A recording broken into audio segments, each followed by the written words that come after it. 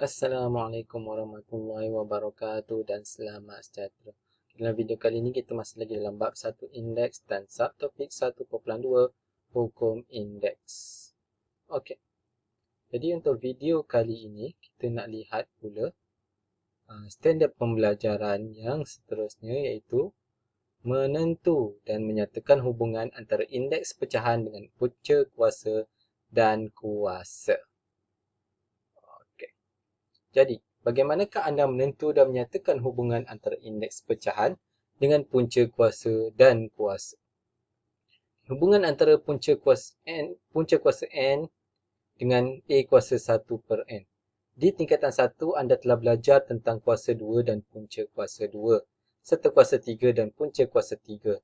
Tentukan nilai X bagi X kuasa 2 sama dengan 9 dan X kuasa 3 sama dengan 64. Okey, jadi apabila X kuasa 2 sama dengan 9, kita boleh letakkan punca kuasa 2 dan punca kuasa 2 di dua-dua sebelah kiri dan kanan. Dan kita tahu 9 adalah 3 kuasa 2. Untuk punca kuasa 2, dia akan cancelkan kuasa 2. Punca kuasa 2 dan kuasa 2 dia akan cancelkan satu sama lain. Jadi yang ini akan tinggal X sama dengan 3. Okey, begitu juga dengan kuasa 3. Kita lihat dulu untuk kuasa 3. X kuasa 3 sama dengan 64. Jadi, nak hapuskan kuasa 3, kita perlu letakkan punca kuasa 3. Jadi, di sebelah kiri letak punca kuasa 3, sebelah kanan pun punca kuasa 3. Dan kita tahu 64 adalah 4 kuasa 3. Jadi, apabila punca kuasa 3 dan kuasa 3 saling menghapuskan, maka tinggallah X sama dengan 4. Okey. Tahukah anda nilai bagi X dalam contoh A dan B di atas boleh ditentukan dengan indeks yang dikuasakan dengan nilai salingannya. Okey, jadi apa yang dimaksudkan dekat situ? Okey, macam ni. Jadi X kuasa 2 sama dengan 9. Okey, jadi X kuasa 2 boleh dihapuskan dengan mendarabkan kuasa 1 per 2. Sama juga dengan 9. Jadi diadakan kuasa 1 per 2. Jadi dekat sini X kuasa 2 dengan 1 per 2 menghapuskan sama sendiri. 9 ni tukar jadi kuasa 2. 2 dan kuasa 2 dan 1 per 2 akan hapuskan. Jadi masih dapat X per 3. Begitu juga dengan yang ini kuasa 3. Sama juga. Okey, daripada dua kaedah penyelesaian bagi menentukan nilai X, pada contoh di atas didapati bahawa X punca kuasa 2 adalah sama dengan X kuasa 1 per 2. X punca kuasa 3 adalah sama dengan X kuasa 1 per 3. Jadi secara generalisasi, A punca kuasa N adalah sama dengan A kuasa 1 per N, yang mana A tidak sama dengan sifar. Okey, jadi kita tengok contoh 12. Tukarkan setiap sebutan berikut kepada bentuk A kuasa 1 per N. Okay, A kuasa 1 per N. Okay, yang pertama sekali kita ada 36 punca kuasa 2. Okey, untuk 1 per N, yang luar ni akan jadi N. Jadi, di dalam ni masih kekal 36, dia akan jadi 36 kuasa 1 per 2 lah. Okey, untuk negatif 27, punca kuasa 3 akan jadi negatif 27 kuasa 1 per 3. M punca kuasa 5 akan jadi M kuasa 1 per 5. Dan N punca kuasa 7 akan jadi N kuasa 1 per 7.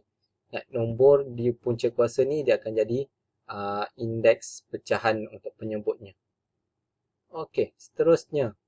Untuk contoh 2, tukarkan setiap sebutan berikut kepada bentuk A punca kuasa N. Okey, jadi contoh A yang pertama kita ada 125 kuasa 1 per 5. Jadi 5 ini akan jadi punca kuasa. So, punca kuasa 5. 125 punca kuasa 5. Okey, sama juga 256 kuasa 1 per 8. Di 8 akan jadi punca kuasa.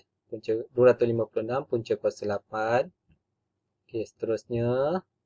Negatif 1000 kuasa 1 per 3. Jadi 3 akan jadi punca kuasa.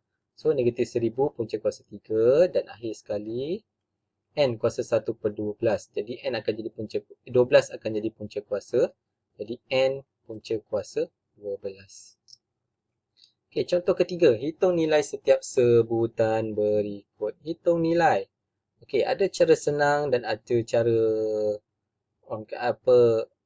caranya senang saja. Okey, tak apa. Okey, jadi negatif 3/2 punca kuasa 5 kita boleh tulis sebagai negatif 3/2 kuasa 1/5. Dan negatif 3/2 adalah sama dengan negatif 2 kuasa 5. Macam mana cikgu tahu? Okey, cikgu try and error. So, cikgu cubalah. Negatif 2 kuasa 5. Cikgu akan cuba sampailah dapat. So, cikgu dapat negatif 3/2. Jadi, dekat sini cikgu ubah negatif 3/2. Dia akan jadi negatif 2 kuasa 5. Jadi, negatif 2 kuasa 5, bila didarabkan dengan kuasa 1/5, dia akan jadi tinggal negatif 2 saja. Ataupun, cara lebih mudah, kita gunakan kalkulator. Jadi, punca kuasa 5. Okey, awak kena tekan 5 dulu. Kemudian tekan shift. Tekan yang ini biasakan kuasa kan. Tapi ini kalau tekan shift, ada tanda X dengan punca kuasa ni. Okey, awak tekan ni, dia akan jadi macam ni. So, ini bermaksud dia dah jadi punca kuasa 5. Dan dalam kurungan tu, kita letakkan negatif 32. Okey, nak selamat lebih baik gunakan kurungan untuk negatif. Okey, maka awak akan dapat negatif 2. Okey, seterusnya 729 punca kuasa 6. Okey, ini tadi 729. Okey. Ini cara susah. Kita terus gunakan kalkulator. Jadi punca kuasa 6. Okey, 6 shift punca kuasa 729. Jadi 3 jawapannya. Okey, seterusnya 512 kuasa 1/3. Dia adalah punca 512 punca kuasa 3. Okey.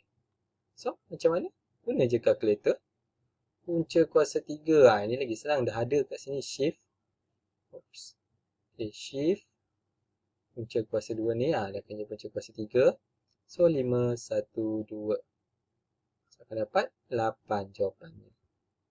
Okay, akhir sekali. Negatif 243 kuasa 1/5. Kita ubah kepada bentuk punca kuasa. Jadi, negatif 243 punca kuasa 5. Gunakan kalkulator. 5 shift punca kuasa. Shift ni tak tekan betul.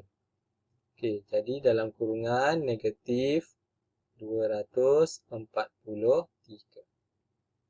So, awak akan dapat negatif 3. Okey. Itu saja untuk video kali ini. Sekian, terima kasih.